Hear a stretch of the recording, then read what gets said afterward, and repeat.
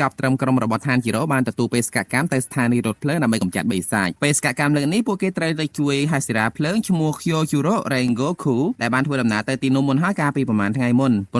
នឹងពេល Kyojuro ទៅដល់គាត់បានដើរធ្វើការស៊ើបអង្កេតនៅម្ដុំស្ថានីយ៍រថភ្លើងហ្នឹងហើយបានទទួលដំណឹងថាថ្មីនេះនៅលើរថភ្លើងមួយឈ្មោះ Mugen មានករណីឃាតកម្មទៅលើមន្ត្រីធ្វើការនៅលើរថភ្លើងហើយនឹងករណីបាត់ខ្លួនអ្នកដំណើរជាង40នាក់បច្ចុប្បន្ននេះរថភ្លើង Mugen ត្រូវបានផ្អាកដំណើរការហើយត្រូវបានគេយកទៅជួសជុលត្រួតពិនិត្យបន្ទាប់មក Kyojuro និងសហការីរបស់គាត់ដែលជា Demon Slayer ថ្នាក់ក្រោមម្នាក់បានចេញដំណើរទៅស្ថានីយ៍រថភ្លើងដើម្បីស៊ើបអង្កេតករណីឃាតកម្មទៅលើមន្ត្រីធ្វើការនៅលើរថភ្លើងនៅស្ថានីយ៍រថភ្លើងមានយាយចាស់2នាក់ជាអ្នកលក់បាយប្រអប់ពេលយប់នៅទីនោះហើយចាប់តាំងពីមានហេតុការណ៍ឃាតកម្មនិងបាត់ខ្លួនមនុស្សកន្លងមកថ្មីនេះមនុស្សលែងហ៊ានចេញពីផ្ទះហើយធ្វើឲ្យពួកគេពិបាករកស៊ីខ្លាំងណាស់លក់អត់ដាច់ទេបន្ទាប់មក Kyojuro បានទៅជួបពួកគេហើយនិយាយប្រើសម្លេងខ្លាំងសួរពួកគេថាមានឃើញបិសាចទេគាត់មកសម្លាប់បិសាចពេលនោះចៅស្រីដែលមិនដែលឃើញបិសាចក៏គិតថា Kyojuro ជាជនពាលមកធ្វើបាបពួកគេក៏យកនំប៉ាវមួយគប់ចំកណ្ដាលមុខគាត់តែ Kyojuro អត់ប្រកាន់ទេថែមទាំងបានយកនំប៉ាវនោះមកញ៉ាំហើយទៅសើចថាឆ្ងាញ់តមកគាត់មកទិញយកបាយប្រអប់របស់យាយចៅទាំងពីរនាក់នឹងទាំងអស់ញ៉ាទៅក្រុម Demon Slayer ផងនិងទុកខ្លះតាមខ្លួនគាត់បានធ្វើដំណើរទៅកាន់រោងជាងជាទីដែលគេយករថភ្លើង Mugen ទៅត្រួតពិនិត្យហើយពេលទៅដល់គាត់បានកុហកពួកជាងថាក្រុមហ៊ុនបានឲ្យគាត់យកបាយមកឲ្យពួកគេ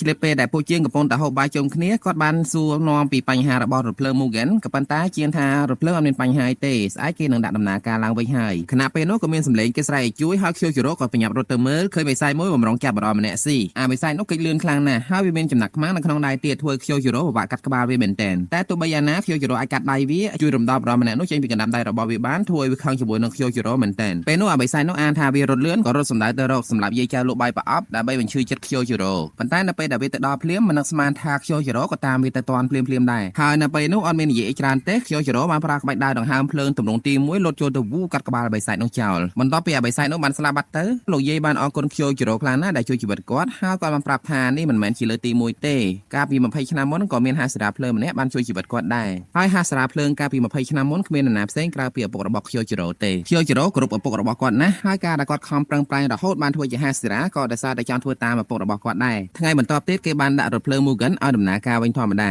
ពេលនោះ Kyojuro ក៏បានទិញសម្បត្តិឡើងជិះរថភ្លើងនោះដែរហើយពេលគាត់ទៅដល់ស្ថានីយ៍ចៅយាយដែលលក់បាយប្រអប់បានជូនបាយទៅ Kyojuro មកប្រអប់ទុកជាការដឹងគុណពេលហ្នឹងគាត់បានទទួលយកទាំងក្តីរីករាយហើយបានមកទិញបាយប្រអប់ពីយាយចៅទាំងពីរនាក់នោះទាំងអស់ធ្វើឲ្យពួកគេសប្បាយចិត្តខ្លាំងណាស់បន្ទាប់មកពេលរថភ្លើងចេញដំណើរយើងបានឃើញថាក្រុមរបស់ឋានជីរ៉ូក៏បានឡើងជិះរថភ្លើងផងដែរហើយពួកគេកំពុងតែដើរស្វែងរក Kyojuro ដែលជាហាសិរាភ្លើងក្នុងចំណោមពួកគេទាំង3នាក់មានតែឋានជីរ៉ូទេដែលធ្លាប់ឃើញ Kyojuro ចំណែក Inosuke ឲ្យទៅលឺថាហាសិរាគឺគាត់ចង់តែបបួលគេវាយគ្នាហ្មងធ្វើឲ្យ Zenitsu ជ្រិញគាត់ខ្លាំងណាស់បន្ទាប់មកពួកគេបានលើសំឡេង Kyojuro ស្រែកថាឆ្ងាញ់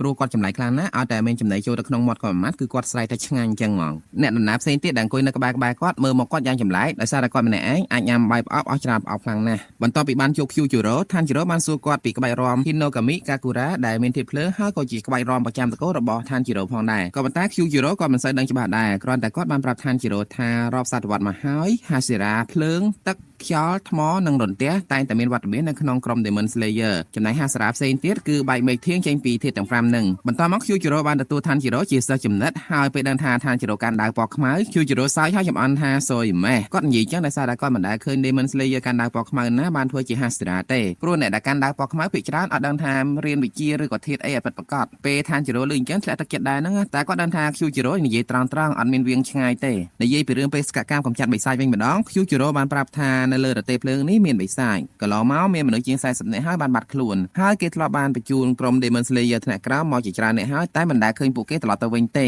អញ្ចឹងហើយទៅពេលនេះគាត់មកដោយផ្ទាល់នៅពេលនោះអ្នកឆៃសម្បត្តិរថភ្លើងបានមកឆៃសម្បត្តិរបស់ពួកគេគាត់មានទឹកមុខស្លេកស្លាំងកាយវិការសម្ដីសម្ដៅទុយមួយដោយអ្នកត្រូវសណ្ដំអញ្ចឹងបន្តមកឋានជីរ៉ូបានធំក្លិនបិសាចហើយពេលនោះក៏មានបិសាចបង្ហាញខ្លួនពិតមែនបិសាចនោះវាជាមន្តអាគមបំងខ្លួនអញ្ចឹងហើយទៅ